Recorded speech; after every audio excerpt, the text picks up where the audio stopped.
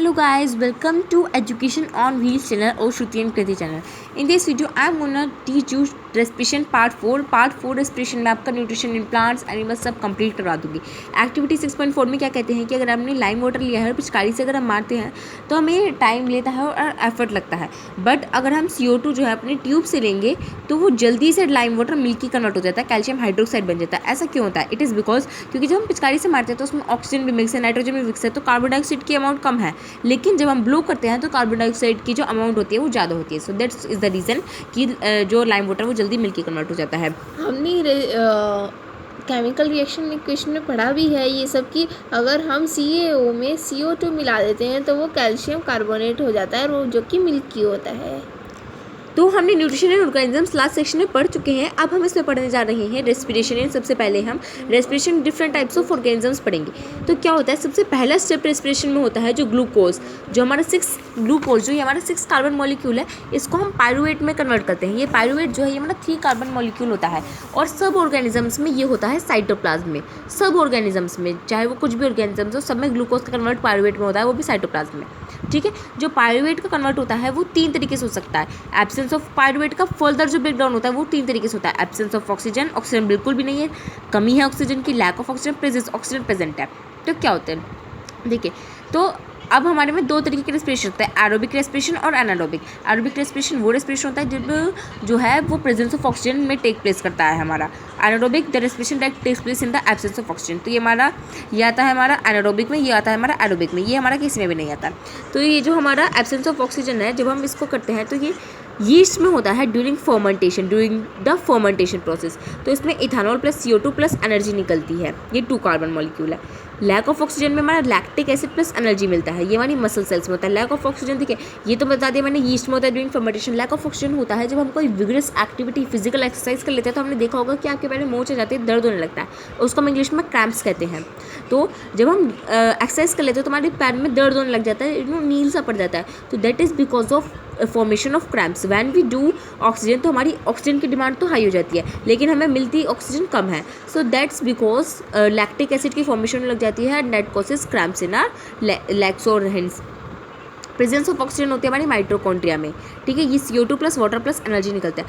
और एक बात ध्यान रखना, एरोबिक रेस्पिरेशन में जो एनर्जी रिलीज होती है वो ज़्यादा होती है देन एनारोबिक रेस्पिरेशन. इसमें कम एनर्जी रिलीज होगी, इसमें high amount of energy release होती है.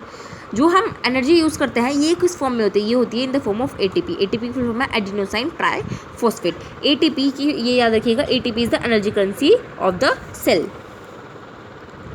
तो ये जो रेस्पिरेशन का पाथवे है ये हर ऑर्गेनिजम्स में डिफरेंट होता है. जैसे आपने पढ़ा यीस्ट में अलग, हम में अलग होता है, हमारे में ये भी हो सकता है, ये भी हो सकता है, बट हमारे में कभी ये वाला प्रोसेस नहीं होता है ह्यूमन बींग्स में.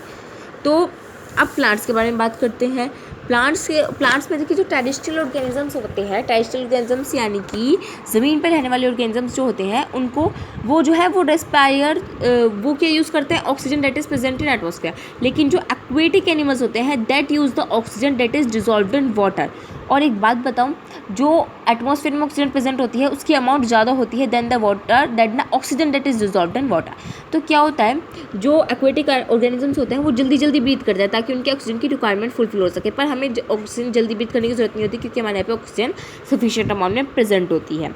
ठीक है. तो इस वाले बेच में आपको यही पता गया. अब ह्यूमन बींग्स का रेस्पिरेशन पढ़ने जा रहा है. ह्यूमन बींग्स में रेस्पिरेशन में सबसे पहले क्या होता है, ईयर्स को नॉस्ट्रल्स के थ्रू लिया जाता है.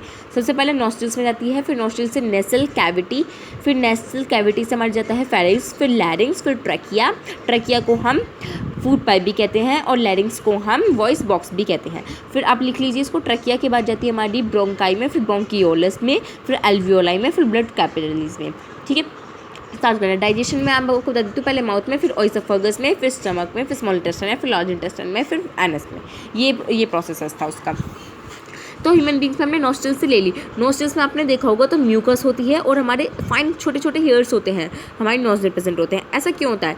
ये इसलिए होते हैं ताकि वो डस्ट को ट्रैप कर सके और फिल्टर कर सके air before it reaches the lungs. अब जो है हमारी चल जाती है फेरिंग्स में चली जाती है, फिर लैरिंग्स जो वॉइस बॉक्स होता है, फिर हम जाती है हमारा वॉइस बॉक्स. जो हमारा वॉइस बॉक्स होता है वो लैरिंग्स में ही प्रेजेंट होता है. हमारा वोकल कॉर्ड जो होता है, ये जो आपके थ्रोट में आप देख सकते हैं ये प्रेजेंट होता है. जो अब चली जाती है ट्रकिया में। ट्रकिया में रिंग्स ऑफ कार्टिलेज प्रेजेंट होते हैं।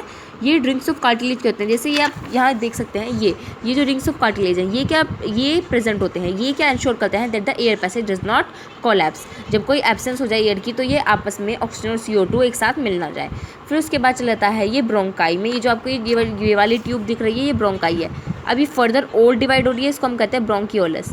फिर उसके बाद ये ब्रोंकियोलस जो है ये पैसेज वे है इसका एयर का। अब चले जाते हैं ये एल्वियोल में। ये एल्वियोली जो है ये बलून लाइक स्ट्रक्चर होते हैं जिसमें इनको हम एयर सैक भी कहते हैं। ठीक है, अब यहाँ से जो है CO2 O2 इन सब का एक्सचेंज होता है। ये provides a surface for the exchange of gases.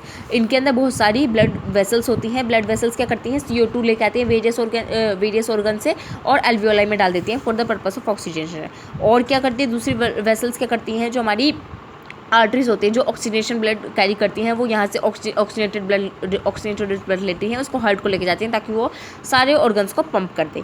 तो इतना तो आपको समझ में आया होगा। तो यही था हमारा रेस्पिरेशन एनिमल्स। अगर आपको कोई प्रॉब्लम आई हो, मैंने आपको सिर्फ 6 मिनट्स में रेस्पिरेशन एनिमल्स कवर करा दिया। अगर आप एक बार इसको बुक से रीड कर लेंगे, थ्रोली NCERT को रीड कर लेंगे, सिर्फ NCERT को रिफ्रेशर की भी कोई ज़रूरत नहीं पड़ेगी। Hope you like this video. Don't forget to subscribe my channel. Thank you.